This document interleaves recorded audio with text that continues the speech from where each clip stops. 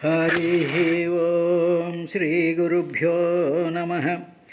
हरिमया बलमे निरुंगनट शक्यंबे सनंदादि सत्पुरुषं व्रातमुकैन बुद्धि इतरंबुन्मानि शवाधिकस्फुरणं तच्चरितानुरागगुणविस्फूर्तिं सहस्रास्य सुंदरतन बोल्पगु శేషుడెన్నెరుగడన్నన్ చెప్పలేరొండరుల్ ఇతరముమాని తన్ను మదినెంతయు నమ్మి భజించు వారి ఆశ్రిత జన సేవితాంఘ్రి సరసీరుహుడైన సరోజనాభుడు అంచిత దయతోడ నిష్కపట చిత్తమునం కరుణించునట్టి వారతుల దురంతమైతనరునం విభుమాయదరింతురెప్పుడున్ హరి పరమాత్ము అచ్యుతు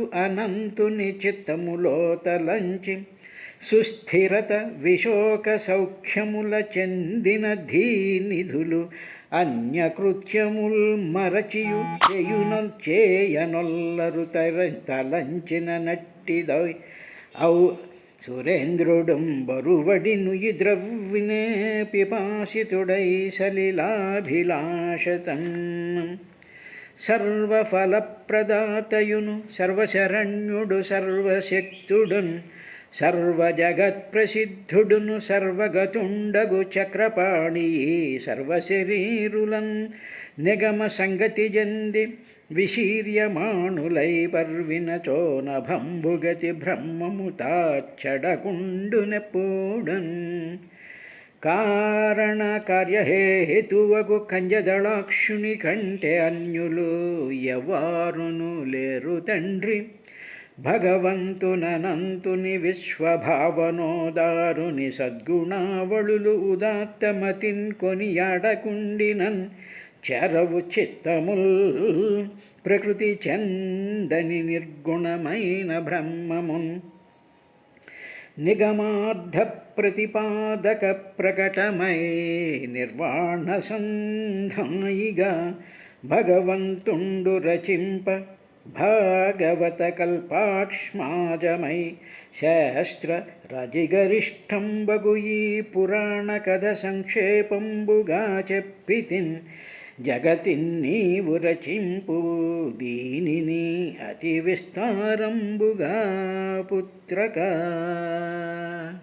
హరి ఓం శ్రీ గురుభ్యో నమః. ఓ విదురా, ఆ ధ్రువుడు తన కుమారుడైనటువంటి ఉత్కలునికి రాజ్యాన్ని అప్పజెప్పేసేసి ఆయన బదరికాశ్రమానికి వెళ్ళిపోయాడు. వెళ్ళిపోయే ముందు ఆ ధ్రువుడికి కనిపించినటువంటి అనుభవానికి వచ్చినటువంటి విషయం ఏమిటంటే, ఆత్మస్త్రీ అపత్య సుహృద బలం బుద్ధకోశ పరిరమ్యా విహారభువ జలధి మేఖలం కాల ఉపసృష్టం అని ఇదంతా కూడా కాలం యొక్క బలం చేత, కాలం యొక్క శక్తి చేత ఇవన్నీ కూడా నశించిపోతాయి, ఇవన్నీ నశించిపోయేటువంటివి అనేటువంటి ఆ టోటల్ పిక్చర్ అంతా ఆయన అనుభవంలోకి వచ్చిందయ్యా. వచ్చిన తర్వాత ఆయన విశాలాం ప్రయయో బదరికాశ్రమానికి వెళ్ళిపోయాడు. అక్కడ ఏం చేశాడు అనేటువంటి విషయాన్ని నీ చెప్తాను విను అని. తస్యాం విశుద్ధకరణ శివవాహి విగ్రాహ్య బద్ధాసనం జితమరున్ మనసాహృతాక్ష స్థూలే దధార భగవత్ ప్రతిరూపయేతధ్యాయం సదవ్యవహితో వ్యసృజత్సమాధౌ. ఆ విధంగా తస్యాం ఆ బద్రికావనంలో, ఆ బద్రికాశ్రమంలో శివవాహ, శివ అంటే చాలా మంగళకరమైనటువంటి, వాహ్ అంటే వారి అంటే నీరు అన్నమాట. అంటే పవిత్రమైనటువంటి ఆ నీటి యందు విగాహ్య స్నానం చేసేసి విశుద్ధకరణ, పరిశుద్ధమైనటువంటి ఇంద్రియాలు మొత్తం, తర్వాత అంతఃకరణము అంటే మనసు, బుద్ధి, చిత్తం, అహంకారం ఇవన్నీ కూడా పరిశుద్ధం చేసేసుకుని ఏం చేశాడు, ఆసనం బద్ధ్వా, మంచి ఆసనాన్ని, ఏది కంఫర్టబుల్గా సాధనకి, ప్రార్థనకి, జపానికి, పారాయణలకి ఏదైతే ఆసనం పరిశుద్ధం, ఏదైతే సుఖంగా ఉంటుందో అటువంటి ఆసనం బద్ధ్వా, దాన్ని బంధించి, ఆసనం చేత తనని తాను బంధించుకుని ఆసన బంధనం చేసి జితుమరత్ వెంటనే జితు మరుత్ అంటే గాలి అన్నమాట. అంటే జిత అంటే ప్రాణవాయువుని తాను జయించేసి మనస్సు చేత హృత అక్ష అంటే ఇంద్రియాలు, అధోక్షజ అక్షజ అంటాం కదా, అక్షల అంటే ఇంద్రియాలు. ఆ ఇంద్రియాలను అన్నిటినీ కూడా వెనక్కి విత్డ్రా చేసేసుకుని స్థూలంగా ఉండేటువంటి భగవత్ ప్రతిరూపే, భగవంతుడి యొక్క ప్రతిరూపాన్ని, ఎందుకంటే ఆయన ఆల్రెడీ ముందు చూసున్నాడు, ఖగవాహనుడైనటువంటి శ్రీ మహావిష్ణువుని చూసి ఉన్నాడు కాబట్టి అది మనసులో, హృదయంలో స్థిరంగా, జ్ఞాపకంలో అది స్థిరంగా ఉండిపోయినటువంటిది. తర్వాత ఆయన రాజ్యాన్ని పరిపాలిస్తున్నప్పుడు అనేక రకాలైనటువంటి శిల్పాలు చెక్కించి మా నారాయణుని ప్రతిష్ఠ చేసినటువంటి వృత్తాంతాలు కూడా జరిగి ఉంటాయి. కాబట్టి అటువంటిది స్థూలే భగవత్ ప్రతిరూపే, స్థూలంగా అంటే మనసు పట్టుకోగలిగినటువంటి విధంగా, ఇంద్రియాలు పట్టుకోగలిగినటువంటి విధంగా ఉండేటువంటి భగవత్తుని యొక్క రూపాన్ని ఏతత్ ఈ మనస్సులో ధారణ చేసుకున్నాడు. అంటే ఇక్కడ మనకు కూడా ఏమిటి చెప్తున్నారు అంటే, మనం ఏ వెంకటేశ్వర స్వామి విగ్రహాన్నో, వినాయకుడి విగ్రహాన్నో ఏదో చూసాం, అది మన మనసుకు బాగా ఆకర్షించింది, అది మనసుకు పట్టింది అనుకోండి. ఆ పట్టినటువంటి దానిని మనసులో స్థిరంగా నిలుపుకోవాలి అంటే దానినే పదే పదే గుర్తు తెచ్చుకుంటూ ఉంటే మనసుకి ఆ కెపాసిటీ ఉంది, మనసుకి ఆ ధారణ శక్తి ఉంది. కాబట్టి ధారణ చేసేసి అప్పుడు ఏం ధారణ చేసాం, మనసులో తెచ్చుకున్నాం, బాగానే ఉంది. అప్పుడు ఏం చేయాలి, ధ్యానం. దాని మీద నీ మనసుని, నీ బుద్ధిని, చిత్తాన్ని దాని మీద ధారణ చెయ్యాలి, ధ్యానం చేయాలి. దానినే ధ్యానిస్తూ ఉండాలి, దానినే ధ్యానం అంటే దానినే స్మరిస్తూ ఉండాలి. మనసు అటు ఇటు వెళ్లకుండా మనసుని మళ్ళీ వెనక్కి తెచ్చుకుంటూ ఆ స్వరూపం మీదే మనం ఎంతసేపు నిలబెట్టగలము అనేటువంటి ఒక ప్రయోగాన్ని మనం చేస్తూ ఉండాలి. ఇది చేసేటప్పటికి సాధారణంగా ఎలా ఉంటుంది అంటే, మనం ఏ వెంకటేశ్వర స్వామి విగ్రహాన్నో చూసామనుకోండి, తిరుపతి వెళ్తాం, చూస్తాం, బ్రహ్మాండమైనటువంటి విగ్రహం ఉంటుంది, అది ఫోటోల్లో కూడా చూస్తూ ఉంటాం. అప్పుడు మన మనసులో పెట్టుకుందామని ప్రయత్నం చేసేవాడు ఒక సెకనో 2 సెకండ్లో మళ్ళీ అది డిజప్పీర్ అయిపోతూ ఉంటుంది, మారిపోతూ ఉంటుంది. ఎందుకు అలా మారిపోతుంది అంటే, మన మనసులో వెనకాల చిత్తంలో ఉండేటువంటి ఆలోచనల యొక్క ప్రవాహం దాన్ని కొట్టేస్తూ ఉంటుంది. చూసారా, కార్లు కొట్టుకుపోతూ ఉంటాయి చూసారా వరదలు వస్తున్నప్పుడు, అలాగా అది కొట్టుకుపోతూ ఉంటుంది. కాబట్టి మొట్టమొదటి పనికిరాని ఆలోచనలు, పనికిరాని విషయాల మీద నుంచి మనస్సుని నెమ్మదిగా ఉపసంహరించుకుంటే, అక్కడ మనసుని ఖాళీ చేస్తే ఈ భగవత్ ప్రతిరూపాన్ని మనసులో నింపుకోవడానికి మనకు అవకాశం ఉంటుంది. అలా ఉన్నప్పుడు మనం ధ్యానం చేయగలుగుతాం. తరువాత అలాగ ఉంటూ ఆయన నెక్స్ట్ ఏం చేశాడు అంటే, భగవత్ ప్రతిరూపాన్ని మనస్సులో స్థిరపరుచుకున్నాడు. స్థిరపరుచుకున్న తర్వాత దాన్ని ధ్యానం చేయడం ప్రారంభించాడు. అంటే ధ్యానం చేయడం, మిగతా విషయాలన్నింటినీ కూడా వెనక్కి గెంటేసేసేటువంటి ప్రాక్టీస్, సాధన చేశాడు.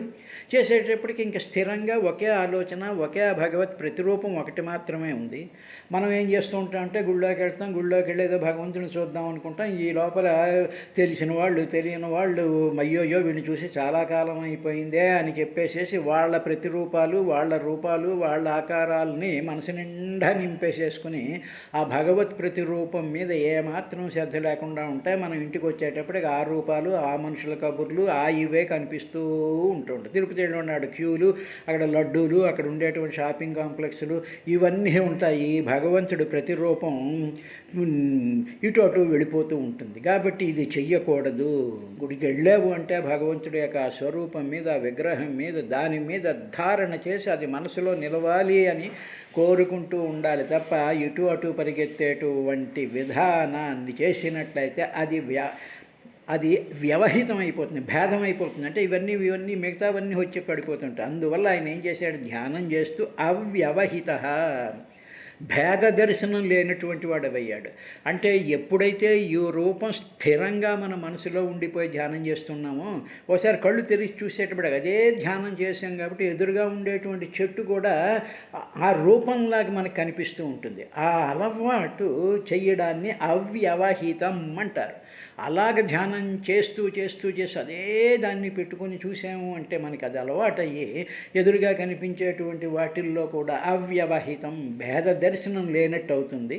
సరే, ధ్రువుడు కాబట్టి ఇంకా సమస్తమైనటువంటి సృష్టిలోనూ కూడా ఓం నమో భగవతే వాసుదేవాయ, ఓం నమో భగవతే వాసుదేవాయ, ఓం నమో భగవతే వాసుదేవాయ, ఓం నమో భగవతే వాసుదేవాయ అని అలాగ స్మరణ చేస్తూ ఉండడం వల్ల ఆ రూపాన్ని అలాగ భగవత్ ప్రతిరూపాన్ని మనసులో నింపుకోవడం వల్ల కళ్ళు తెరిచినప్పుడు అదే అలవాటు అయింది కాబట్టి ఎదురుగా కనిపిస్తున్నటువంటివి కూడా భేదరహితంగా కనిపించేటువంటి స్థితికి వచ్చిన తర్వాత సమాధం, అప్పుడు ఆయన నిత్య సమాధిలోకి వెళ్ళిపోయి ఏం చేశాడు? ఆ సమాధిలోకి వెళ్ళినప్పుడు తత్ అంటే ఆ భగవత్ సాకార రూపంగా కనిపించినటువంటి ఆ భగవత్ రూపాన్ని వ్యాసృజత్ విడిచిపెట్టేశాడు. అప్పుడు వదిలేయాలి ఆ సాకార రూపాన్ని. ఎందుకు? సమాధి స్థితిలోకి వెళ్ళిపోయినప్పుడు ఏమవుతుంది అంటే మన మనసులో నిలబడినటువంటి విగ్రహం పోయి మన మనసే మొత్తం విశ్వవ్యాప్తం అయిపోతుంది. మొత్తమే మన మనసు అంతా కూడా ఆత్మస్వరూపంలోకి వెళ్ళిపోతుంది. ఎప్పుడైతే ఆత్మస్వరూపంలోకి వెళ్ళిపోయిందో మన మనసు, మన హృదయము, మన కాన్షియస్నెస్ అంతా కూడా మొత్తం విశ్వం అంతా కూడా వ్యాపించిపోతూ ఉంటుంది. అలాంటి స్థితిని సమాధి స్థితి అంటారు. దాన్ని నిర్వికల్ప సమాధి స్థితి అంటారు. ఇంకా అక్కడ ఏ కల్పనలు ఉండవు. అటువంటి స్థితిలోకి ఈయన వెళ్ళిపోయాడయ్యా. వెళ్ళిపోయిన తర్వాత ఏమైంది అంటే భక్తిం హరౌ భగవతి ప్రవహన్న అజస్రమానంద బాష్పకలయా ముహురధ్యమాన విక్లిజ్యమాన హృదయ పులకాచితాంగో ఆత్మానమస్మరద సావితి ముక్తలింగ.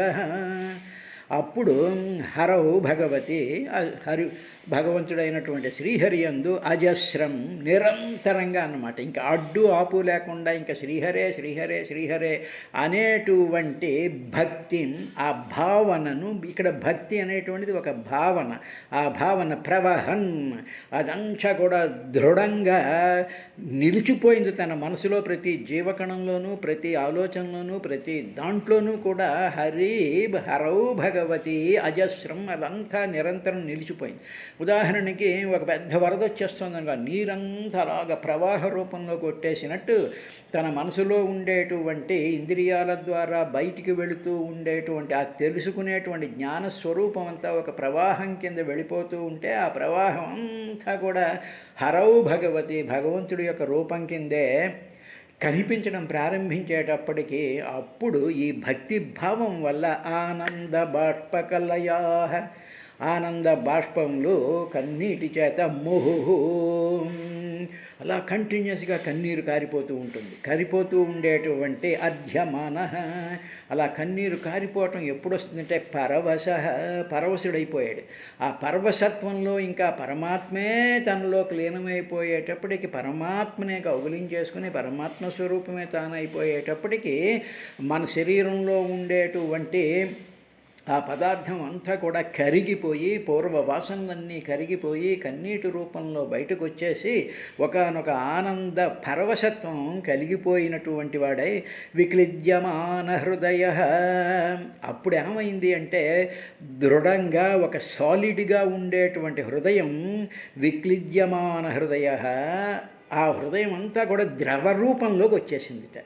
ఆ ద్రవ రూపంలోకి ఎప్పుడైతే వచ్చిన, హృదయం అంటే గట్టిగా ఉంటుంది, అదే మనసు గట్టిగా ఉంటుంది, ఎముకలు గట్టిగా ఉంటాయి, ఇవన్నీ కూడా ఏమైపోయింటే విక్లజ్యమాన హృదయ, కరిగిపోవడం అంటారు.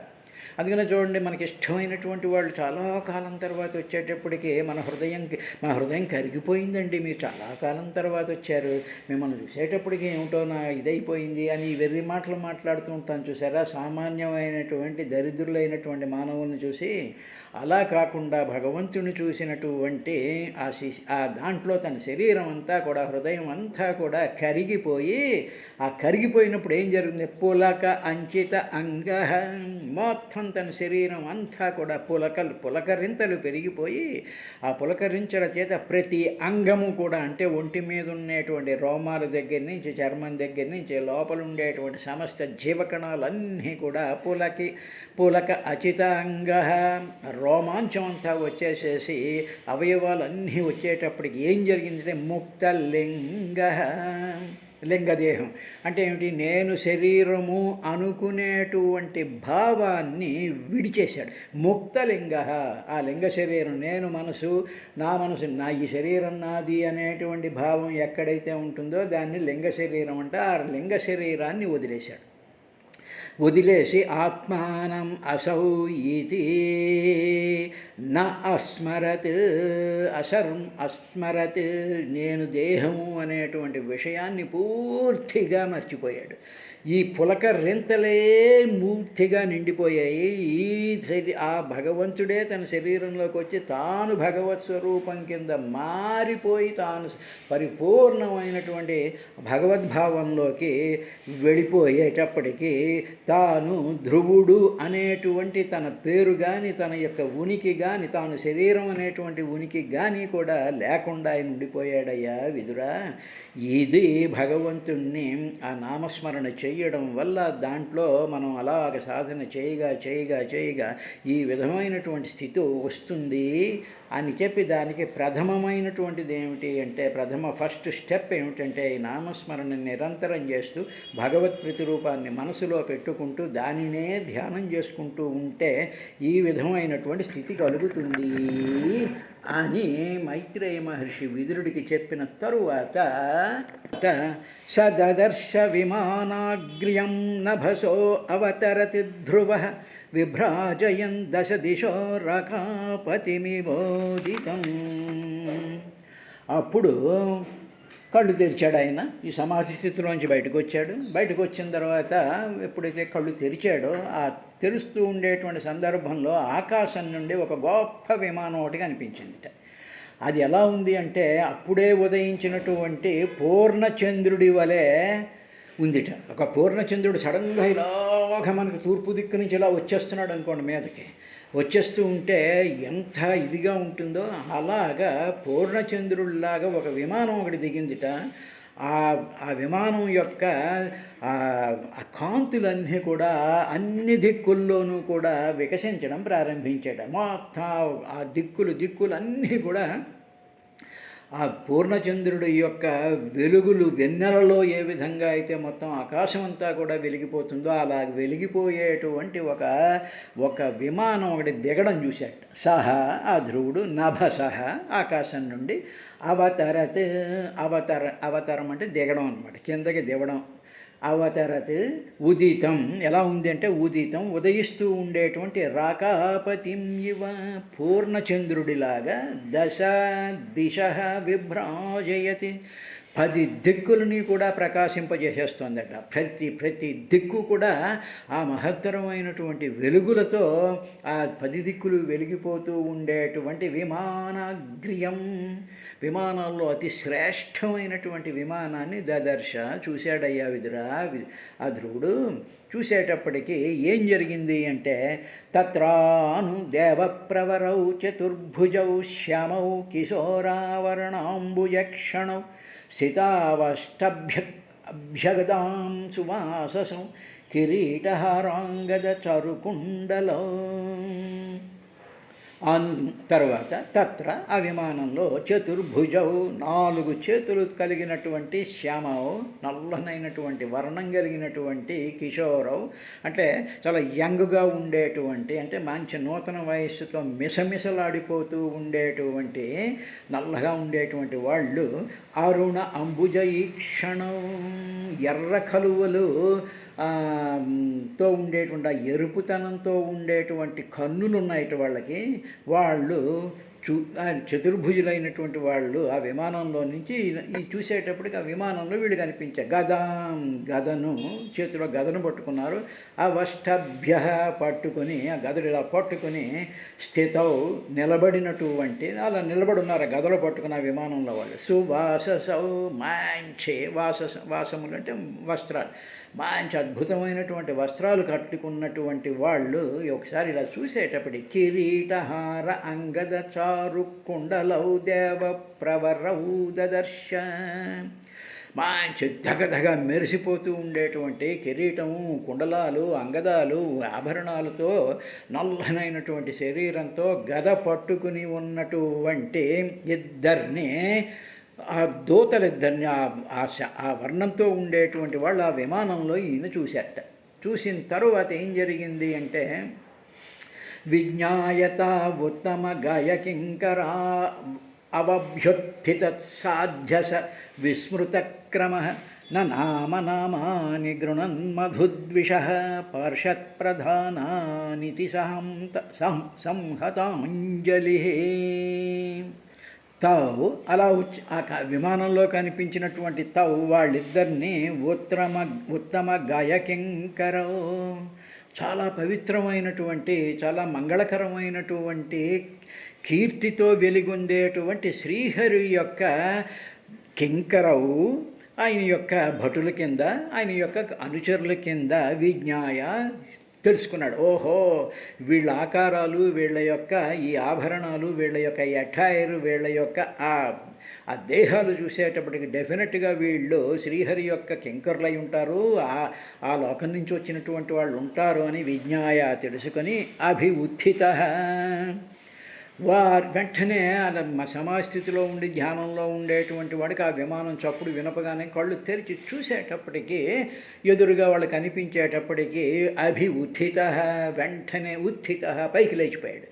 లేచి ఏం చేశాడంటే పార్షత ప్రధానౌ ఇది, వీళ్ళు డెఫినెట్గా పార్షత్ ప్రధానం అంటే శ్రీ మహావిష్ణువు యొక్క పార్షదులలో వీళ్ళు చాలా ప్రధానమైనటువంటి వాళ్ళు అయి ఉంటారు, ఇంపార్టెంట్ పర్సన్స్ అయి ఉంటారు అనేటువంటి అది ఈ ధ్రువుడికి ఆ స్మరణ కలగగానే సాధ్వస విస్మతకృత, వెంటనే కొంచెం కంగారు పుట్టింది. ఏమిటి వీళ్ళు ఇలా వచ్చేసారు అనేటువంటి కంగారు పడిపోయి విస్మృత క్రమ, ఏం చేయాలి వాళ్ళు, రండి కూర్చోండి, అర్ఘ్యపాద్యాదులు ఇస్తాను, మీకు ఏదో పాదాలు పూజ చేస్తాను అనేటువంటి ఆ సత్కారము, ఆ సన్మానం చేయాల్సినటువంటి విషయాన్ని మర్చిపోయాడు. అంటే కంగారులో అదంతా కూడా ఒకసారి గుర్తుకు రాలేదు ఏం చేయాలని. ఇప్పుడు చూసాడు, సడన్గా ఎవరైనా మనం చాలా ప్రేమించేటువంటి వాళ్ళు, మనకు చాలా ఇష్టపడేటువంటి వాళ్ళు, పెద్దలో గురువులు లాంటి వాళ్ళు సడన్గా చెప్పకుండా గుమ్మంలోకి వచ్చి తలుపు కొట్టారు. తీరుగా చూసేటప్పటికి మనం ఏమిటి అని చెప్పి ఒక్కసారి ఆశ్చర్యపోయి ఏం చేయాలి, లోపలికి రండి అని కూడా పిలవకుండా అలాగా ఒక్కసారి స్టన్ అయిపోతాను చూసారా. ఆ విధంగా సాధ్వస విస్మృత క్రమ, విస్మృతం, ఆ స్మృతం, ఆ జ్ఞాపకం పోయింది ఏం చేయాలి అనేటువంటి విషయాన్ని.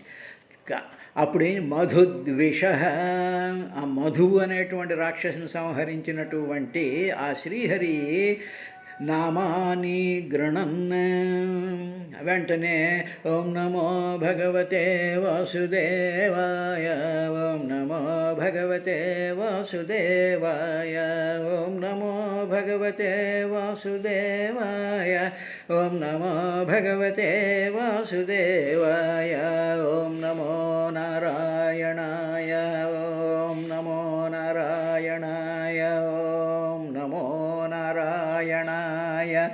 నామాని గృణన్, నామాని ఆ నామాలను గృణన్ గట్టిగా ఉచ్చరిస్తూ సంహత అంజలి ననామ, ఇంకేం చెయ్యాలో, రండి కూర్చోండి, కాళ్ళకి నీళ్ళు ఇస్తాను, ఎప్పుడొచ్చారు, అలసట లేకుండా వచ్చారా, మీ ట్రైన్ బాగుందా, మీ ఆరోగ్యం ఎలా ఉంది, ఇవన్నీ కూడా మర్చిపోయి నామాని గృహ్ణన్, ఆ నామాలన్నీ పలుకుతూ సంహత అంజలి, రెండు చేతులతోనూ కూడా నమస్కారం, నా నామ నమస్కరించాడయ్యా విదురా అని చెప్పి ధ్రువుడికి బదరికాశ్రమంలో బ్రహ్మాండమైనటువంటి పూర్ణచంద్రుడు లాంటి విమానంలో ఎక్కి వచ్చినటువంటి ఇద్దరు విష్ణు పార్షదులను చూసి అప్పుడు ఆయన నామస్మరణ మొదలుపెట్టాడు.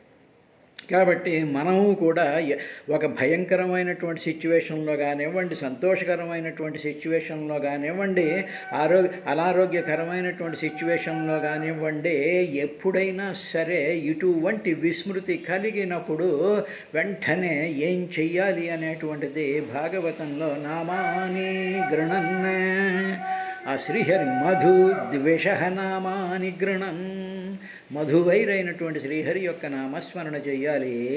అది భజన అంటే తప్ప మరొకటి ఏది భజన కాదు. అది నిరంతరం కూడా చేస్తూ ఉండాలి. అన్న తర్వాత ఏం జరిగింది అంటే, అప్పుడు తం కృష్ణపాదాభినివిష్టచేతసం బద్ధాంజలిం ప్రశ్రయణం రకంధరం సునందనందావుపస్మృత్య సస్మితం ప్రచ్యూచుతు పుష్కరనాభసమ్మతౌ. అప్పుడు ఎప్పుడైతే ఆ నామస్మరణ చేశాడో వెంటనే తన మనసంతా కూడా శ్రీకృష్ణుడి పాదపద్మాల మీద దృఢంగా నిలిచిపోయింది. నిలిచిపోయిన తర్వాత రెండు చేతులు జోడించి వినయంతో తల వంచి నిలబడ్డాడు. తల వంచి నిలబడ్డాడు. మాట లేదు, మంతి లేదు, నామస్మరణ మాత్రమే ఉంది. అలాగ ఉండేటప్పటికీ వాళ్ళు ఇద్దరు వచ్చినటువంటి వాళ్ళు ఎవరో తెలిసినా విదురా, వాళ్ళిద్దరూ సునందనందులు అనేటువంటి పద్మనాభుడి యొక్క అనుచరుల్లో చాలా గొప్పవాళ్ళు వాళ్ళిద్దరూ. వాళ్ళ పేర్లవి. వాళ్ళని చూసి వాళ్ళు అప్పుడు చిరునవ్వుతో ధ్రువుడితో ఈ విధంగా పలికారయ్యా అన్నారు. ఏం మాట్లాడారు అనేటువంటి విషయాన్ని రేపటి కార్యక్రమంలో చూద్దాం.